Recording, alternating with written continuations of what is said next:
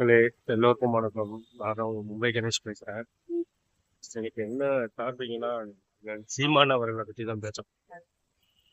அண்ணன் சீமான் அவர்களே 846 ஓட்டு வாங்கிட்டு, நான் தான் முதலமைச்சர் ஆயிருக்க வேண்டியது, விஜய் ஆகிறதுக்கு சான்ஸ் கிடையாது அப்படின்னு சொல்லி தற்கூரி கூட்டம்னு சொல்லிக்கிட்டு இருக்கீங்க.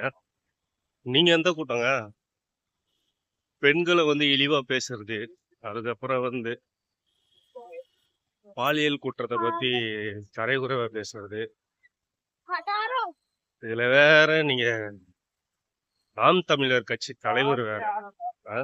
உங்க அப்பா ஒரு கிறிஸ்டின்காரன் செபாஸ்டின்னு, நீங்களா பேரை மாத்தி வச்சுக்கிட்டு சீமான் மாத்தி வச்சுக்கிட்டு தமிழ்நாட்டு மக்களை ஏமாத்திட்டு இருக்கீங்க.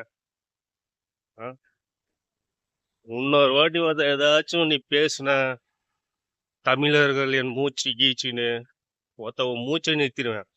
உண்டாம இதுமாதிரி நீ எதுவுமே பேசக்கூடாது. கலைஞர்கிட்ட காசை வாங்கிட்டு 5 கோடி வாங்கிட்டு காரை வாங்கிட்டு இல்லாத பெருமை தமிழ்நாட்டில் இருக்க மக்கள்லாம் இலச்சவாய் மக்கள் நினைச்சிட்டு இருக்கியா? உன்னை இதுமே பேட்டியில் உன்னை பார்க்கவே கூடாது. ஓகேவா?